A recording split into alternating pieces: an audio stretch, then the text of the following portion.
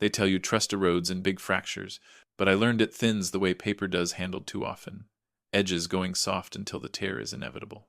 My name is Marcus Hale. I'm 33, and my living is catching people who move money where it doesn't belong.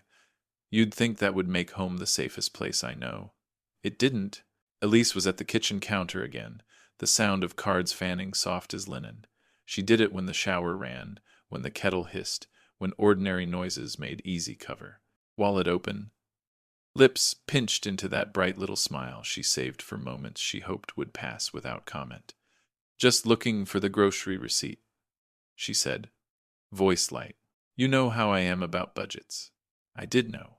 Our life in Tampa was perfectly measured on paper and always a little short in practice. The house creaked with good bones and bad math, chosen because Elise needed to keep pace with her sister Camila the pool. The dinners that started with oysters and ended with valet. The photos in summer light from places that pronounce R softly. We had magnets on the fridge and receipts under them like feathers pinned to a board. Receipts are there, I told her, toweling my hair. Same place, as always. She set my wallet down. Not here, not there, just off. A card not flush, the leather turned from the angle I leave it. Small as a breath, but small is what my job is made of. 8 years at Vespermark Innovations had trained a second heartbeat into me. Notice, note, wait. Corporate espionage, identity theft, friendly fraud from not-so-friendly colleagues, the patterns differ in costume and keep the same spine. Access creates appetite. First, a glance. Then a test. Then, a story to explain the test. She kissed my cheek and floated a plan upstairs. I'll call Mom about Christmas. I watched the stairs take her and listened to the house settle. On the counter, my wallet waited like a question. Debit in the front sleeve. Primary credit behind it. Everything right. Which is not the same as safe. Numbers can be memorized. Embossing teaches digits to quick fingers. Dates and codes live in memory longer than we admit. I walked to my office and woke the screens. The demo stack I used for clients, alerts, heuristics, paths lighting up across a dark map came alive in the low blue of morning. I didn't accuse. I built a perimeter. In my work, you don't move because you feel. You move when the data nods. 3 weeks of the same dance. Wallet while water runs. Budget talk and soft smiles. And me, quiet, counting beats between the ordinary and the wrong. I should have asked her then. The sentence sits inside me even now. But a good investigator knows. Conclusions that arrive empty-handed don't survive. Evidence walks into the room by itself. I opened a blank case file and typed her name. Then I closed the door. I met Elise on a slow afternoon when the campus coffee shop smelled like burnt sugar and damp notebooks. She wore a navy sweater with a snag at the cuff and asked the barista if they could make the espresso less angry. I laughed, and she tilted her head, curious the way people do when they're deciding whether to keep a moment or let it pass. We kept it. We sat by the window where the air conditioner clicked like a metronome, and she asked what I did. When I said financial security, her eyes sharpened as if a lens had turned. So you're a detective, she said, but your clues are numbers. I told her the first truth about my work. Most trails are footprints left by want. Back then, her life had a draft of ambition running through it. Marketing degree half finished, part-time hours at an upscale boutique downtown. A portfolio of mood boards and brand ideas she showed me with both hands. The city outside was all bright white sun and palmettos. Inside, we traded theories about why people buy what they do and why they hide what they shouldn't. I remember thinking, here's someone who makes questions feel like invitations. We married small, a rented garden behind a bookstore, rings bought with a discount and a promise to value the unflashy things sleep, soup, the way an ordinary Tuesday can balance 2 tired people. Camila, her older sister, sent champagne and a note that said, "Make it big soon." Her world was a pool glinting at dusk and first-name reservations. The comparison was never shouted, only hummed in the background. Elise would mention a weekend in Key West, a dress with a hem that behaved, a restaurant where they brush crumbs from the table between courses, and then go silent, as if silence could put the wanting back in its box. I took freelance projects after hours teaching small firms how to set traps I'd learned to build at Vespermark. The extra checks arrived like careful rain, welcome and insufficient. Elise said the boutique had cut commissions. Retail was soft. I believed her because the economy is cyclical and because loving someone makes their explanations feel plausible. Her questions layered slowly. Not gossip, not idle curiosity precision. When were my client meetings out of town again? How long did it take for a flagged transaction to notify the bank versus the card holder? What thresholds triggered an immediate freeze dollar amounts? Merchant codes, geographic jumps. She framed it as interest in my work, and I fed it in measured teaspoons, sanitized case studies, redacted screenshots, the anatomy of an alert. I told myself she wanted to understand what mattered to me. I told myself nothing twice. But reconnaissance has a sound if you've tuned your ear to it long enough. It's the click after the question, the pause where someone is building a map you can't see. I began marking dates in a private ledger, her inquiries, my trips, the way our budget conversation always put one hand on my wallet and the other on my calendar. Curiosity, I reminded myself, is not a crime, and yet the line between learning and testing is hair thin. I could feel it lift in the breeze. I have a rule when the air around a problem turns metallic. Stop speculating and stack the facts. Feeling is fog, logs are weather. That week, I sat at my desk, while the ceiling fan clicked a slow rhythm and built the kind of test I usually reserve for arrogant executives who think policy is a suggestion. If Elise was moving from curiosity to contact, I needed to know not by inference, but by timestamp. I pulled a fresh card from a drawer where I keep odd tools, dummy SIMs, demo tokens, plastic that looks anonymous until you wire it to something that hums.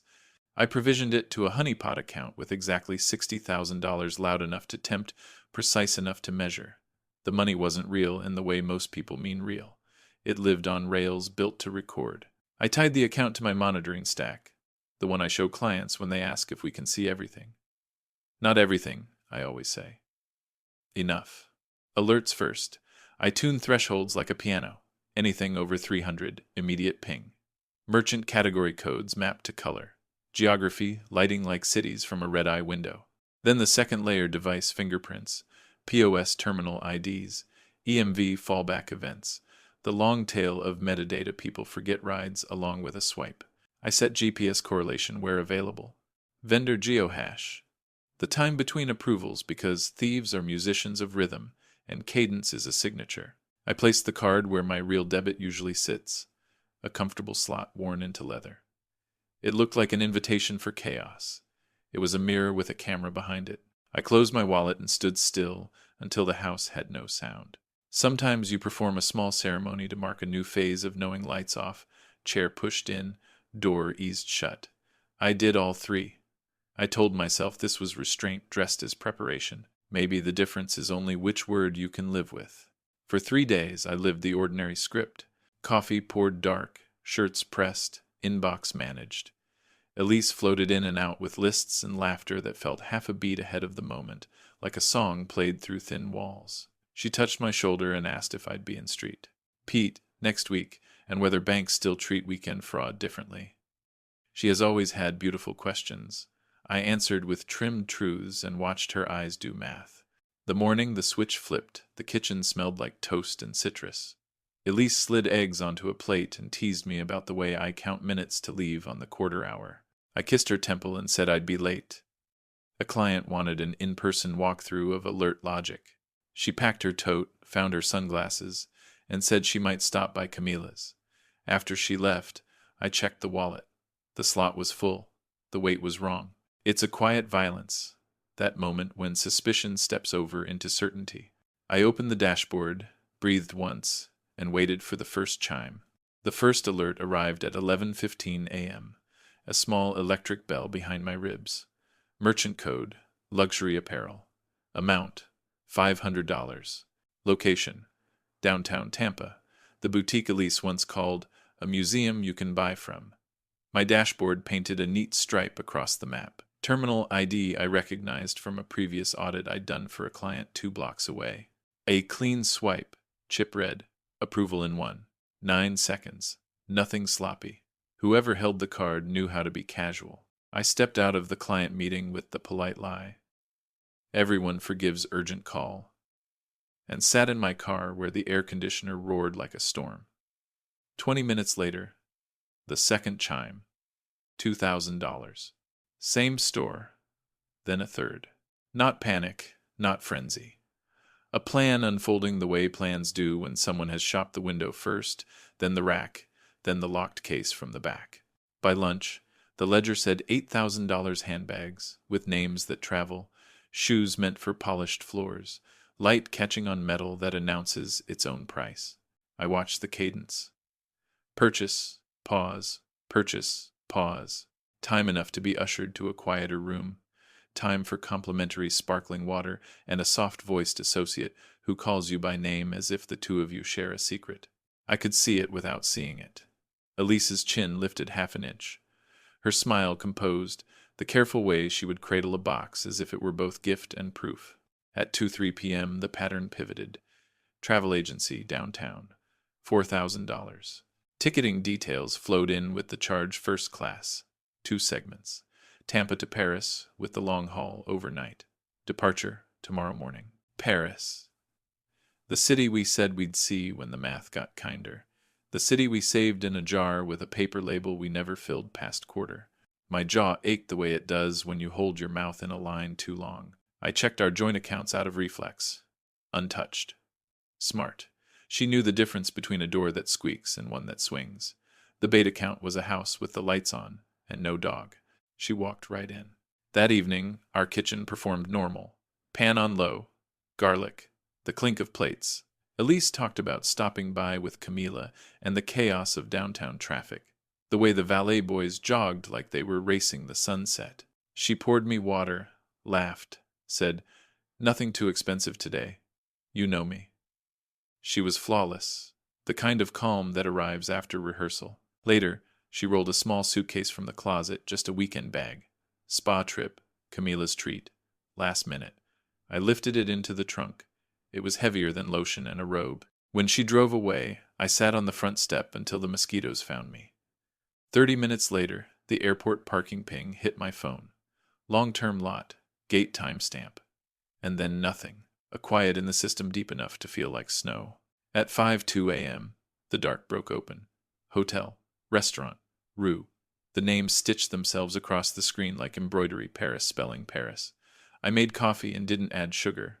I kept my hands flat on the desk and let the numbers tell the story they'd been waiting to tell. Paris announced itself the way a violin does, first a single bright thread, then a ribbon of sound that fills the room. Charges bloomed across my dashboard in pale blues and bruised golds. A left bank hotel with velvet chairs in the lobby, a brasserie where the bill codes read like a recipe butter, time, flame, a boutique on a narrow street I could almost smell leather, warm lights, doors opening inward. I had never been to Paris, not really, only through guidebooks and other people's stories. That morning, it unfolded for me in merchant IDs and timestamps precise to the second, a city translated into numbers that refused to look away. The pattern settled into its own breath. Breakfast, small and expensive at 8:17. Mid-morning purchase in a neighborhood that sold the idea of taste. Noon at a jeweler with velvet trays and a clerk who probably wore white gloves. Afternoon returns to the hotel. Spa charges that sounded like soft hands and hot stones. Dinner at 9:04 where the gratuity was entered by hand, as if to affirm the human part of paying. I could chart her footsteps without seeing her. Cobbles under a pair of shoes she'd chosen for photographs. The careful lift of a shopping bag with a name that carried. The way she would rest her palm on glass to study the faceted certainty of a ring. My phone whispered, then rang, then hummed again. I muted the sounds and watched the tide. This wasn't an impulse running hot. It was choreography. The way thieves and merchants learn each other's steps at the high end of town. And me, at my desk in Tampa, the blinds making slow stripes on the wood, letting the current pass through my hands without trying to dam it. I've told junior analysts the same thing for years. Evidence gathered slowly survives. You want time to do its work. You want the story to arrive with its own signatures. By day 2, the totals condensed into what prosecutors call clear intent. Luxury categories stacked like bricks. No cash withdrawals, no small-town gas stations, no mess. The charges were the map of a desire curated to gleam. I wondered, not for the first time, what story she would later tell herself about this week, that it was owed, that it was borrowed, that it was almost ours because once we'd said someday, want can be a fluent translator. It renders theft into need, need into fairness, fairness into destiny. People commit crimes in the tongue that flatters them most. I kept a ledger beside the dashboard and wrote in ink. There was a comfort in the scratch of a pen. Hotel Saint, €742.16. Rue du Faubourg, €3,980. Tuileries lunch, €212.30. Numbers tighten the world. They don't forgive, but they clarify. In the quiet between alerts, I let myself think about the jar labeled Paris on our old dresser, how we slid singles into it and laughed at our own arithmetic. The jar never filled, the ledger did. By week's end, the account wore thin. The dashboard tallied what she couldn't see. Almost the entire 60,000 translated into rooms, plates, leather, shine. I breathed once, slow, and didn't touch the keyboard. The city kept moving without me. The record kept writing itself. Patience is a discipline and a wound. I chose it anyway. The call came on a Thursday, humid enough to make the window sweat. Unknown number, D. C. Exchange. I let it ring once more than usual before answering. Mr. Hale? Dana Ruiz, Financial Crimes Enforcement Network. Her voice had the steadiness of someone who stacks long days like folders. We're seeing activity on an account linked to your professional monitoring tools. International, high volume, luxury categories, rapid cadence. Do you have eyes on this? I turned the second monitor so the graph faced me square. I do. A sting? Personal?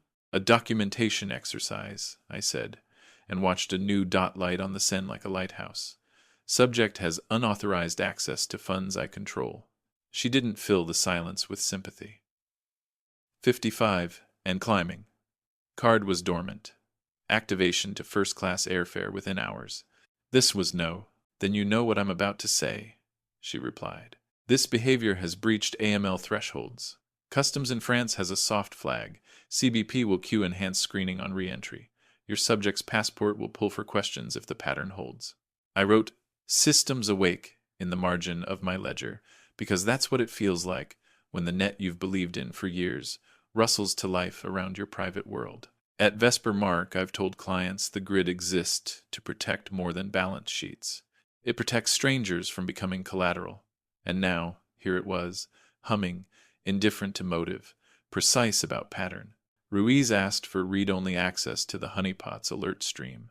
I granted it with a key that expires by itself.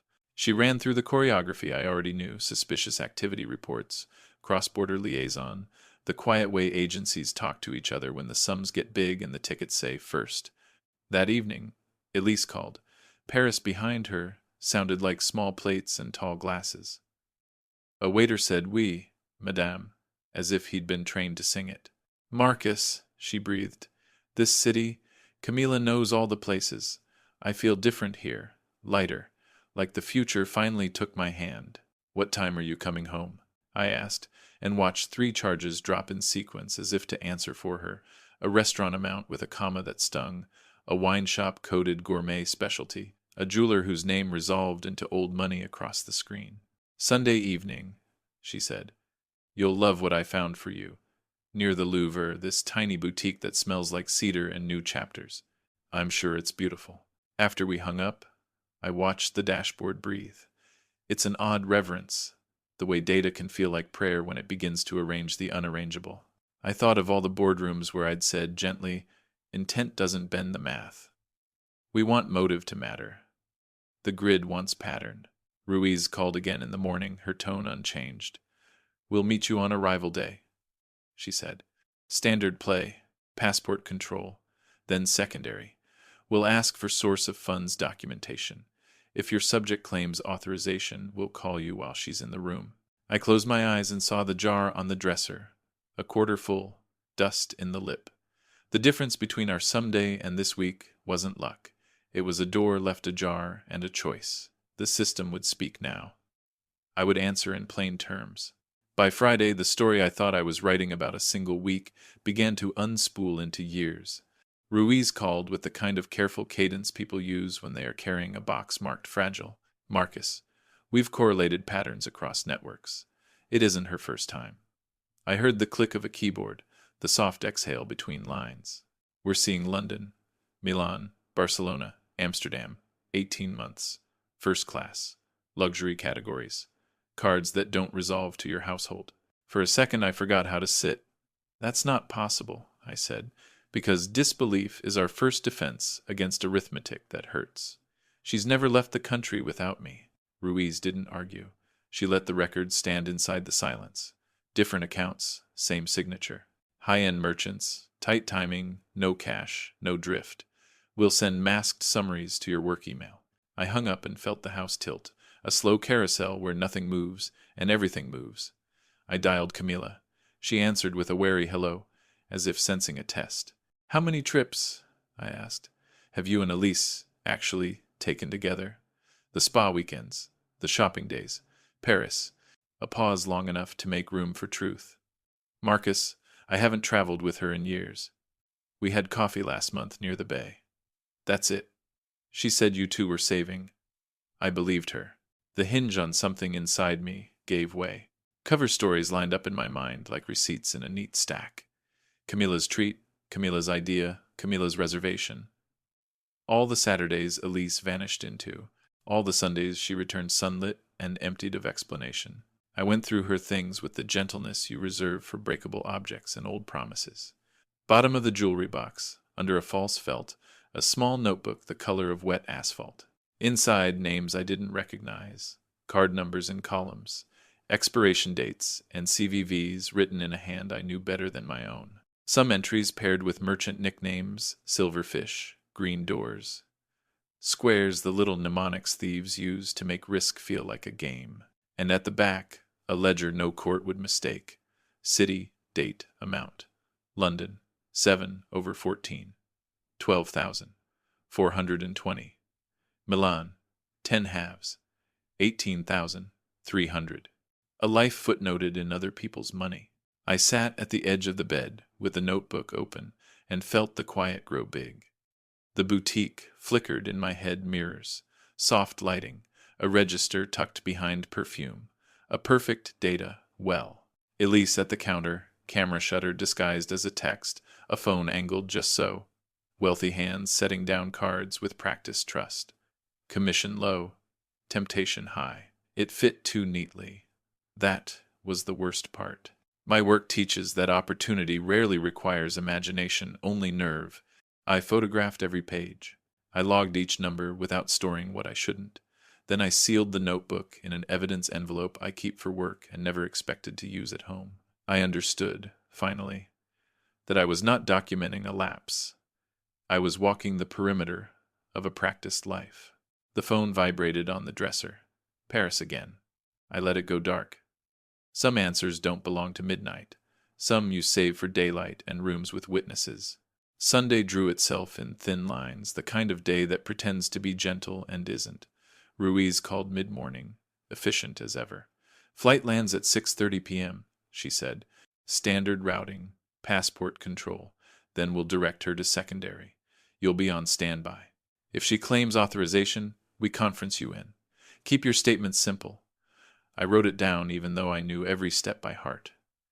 Writing makes the world hold still for a second. I cleaned the counters that didn't need cleaning. Folded the throw on the couch that always ends up imperfect by bedtime. The house sounded relieved without meaning to, as if it could finally breathe at a normal depth. On my desk, the dashboard rested like a pond at dusk, no more Paris flares, only an American airport code blinking, arriving. At 6:15, a text. Just landed. Can't wait to show you everything. I stared at the words until the screen dimmed, then laid the phone face down like a small door closing. At 6:38, the call. Hail, Ruiz said. We have her in secondary. I could hear the fluorescent hush of a back room. Items declared. Designer goods, jewelry, apparel. Our count is north of 40,000 retail. She's stating you authorized use of your card. Are you prepared to respond? I looked at the ledger propped open by a paperweight and felt something steady rise in me, the way a level line climbs to meet the bubble. I did not authorize any purchases, I said. She was never granted access to those funds. A pause, The soft tap of a key, the scrape of a chair. Copy. One more thing. During bag inspection, officers found a separate set of cards and numbers not registered to your household. Even prepared. I flinched. Names? We'll keep those masked for now, Ruiz said. But your boutique theory is tracking. Several correspond to victims in an open Tampa complaint set. I pictured the secondary room I know too well from other cases. The white table, the neat stack of declarations, the dull shine of hard flooring. Elise in that light, her ring turned so the stone faced her palm, the way she does when she's bracing. She would lift her chin, offer the practiced calm, say my name like a key. I understood then that we had traded languages without saying, so she would speak story, and I would answer in evidence. At 7:12, another call. She's under arrest, Ruiz said. Charges at booking, access device fraud, aggravated identity theft, international money laundering. We'll transport to federal holding, initial appearance Tuesday morning. I thanked her, because manners are bones you don't break, even when the rest of you is shaking. The phone rang again at 8:30, an unfamiliar number carrying a familiar voice. Marcus, she said, small and urgent. There's been a misunderstanding. Tell them I had your permission, and I'll come home. We'll talk. We'll fix it. I looked at the dashboard, the ledger, the sealed envelope with her notebook inside. I thought about the jar labeled Paris, dusty and honest. I never authorized it, I said. Silence traveled a long distance. Please, she tried. Softer. Explain it to your lawyer, I answered, and the sentence felt like a plank I could finally stand on. When I ended the call, the house stayed quiet. It was the first true quiet I'd heard in months. Tuesday tasted like old coins and air conditioning. Federal courthouse. Downtown, the kind of stone that tries to make people behave. I took a seat in the back where the wood still held the echo of other lives. When they brought Elise in, she looked smaller than the week, as if the distance from Paris had been measured in inches shaved from her shoulders. Orange does a certain kind of work on the body. It erases story and leaves shape. Her hands were cuffed. She searched the room with the instinct of anyone who wants a lifeline and found me. I didn't raise a hand. Assistant U.S. Attorney Colin Mercer read from a page that might as well have been a ledger. Access device fraud, aggravated identity theft, international money laundering, conspiracy. The words are blunt tools. They build a box first and ask about feelings later. He spoke about patterns. Dormant card to first-class ticket, luxury merchants stacked tight, no cash, no drift, totals that drew the eye of machines and then people. Intent could argue in closing. Today was about structure. Her public defender asked for release, offered the phrases that try to soften gravity. First offense, community ties, employment history. Mercer answered with what numbers know. Flight risk demonstrated by the ease of international movement. Sophistication shown by curated targets and clean cadences. Breadth indicated by multiple victims with no personal ties. He held up the notebook, weighed and bagged in clear plastic the way you show a map in a class. Judge L. Whitaker listened with that stillness judges practice until it becomes a kind of music. Then she spoke, even and unhurried. The court finds the defendant poses both a risk of flight and a danger to the community. Bail is denied. The room let out a breath it didn't know it was holding. Officers moved, chains made their small, apologetic sounds, and Elise turned once more. There are looks you can carry for years if you let them. I let this one pass through me and go out the far wall. Afterward, in a fluorescent hallway that smelled like paper, Agent Ruiz handed me a manila folder, recovery procedures, restitution process, contacts for victim notification in 3 jurisdictions. It felt like homework assigned by reality. I drove home on roads that had learned my tires and began the housekeeping I teach. Clients and rarely imagined performing at this scale. New passwords, fresh account numbers, 2FA across the horizon, cold storage keys rotated, credit freezes extended, mail rerouted, safe deposit contents inventoried, photos of every serial number that mattered. A life can be tightened one screw at a time until the rattle stops. Near midnight, the phone blinked with a recorded message from the detention center, an option to accept a call, to hear a voice say my name in the old way. I let the message expire. Love, when it detaches, becomes something quiet and workable, like a tool you put back on the pegboard because you're done with the job it was built for. I made tea. I sat with the folder.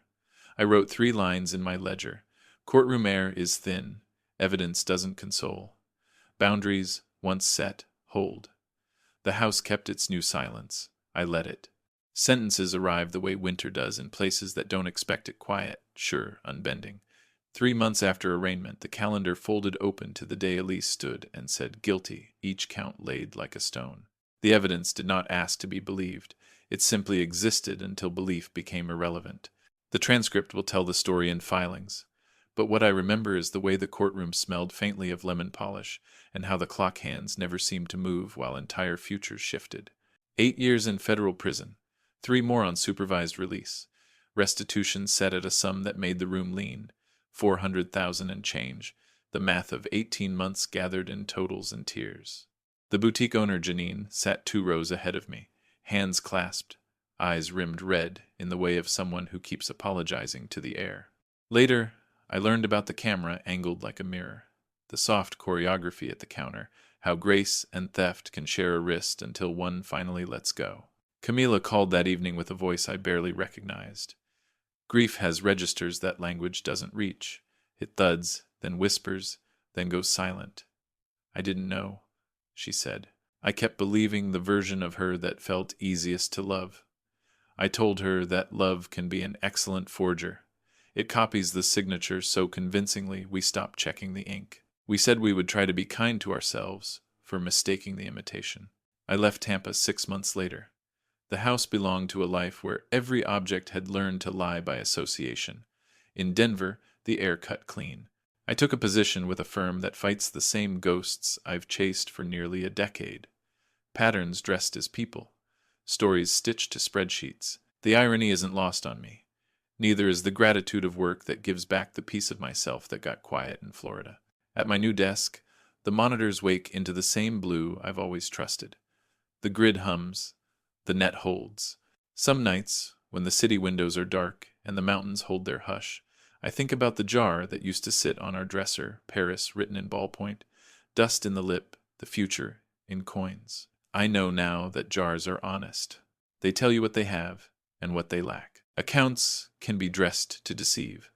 Cards, placed just so, smiles practiced until they pass for truth. But small details save lives.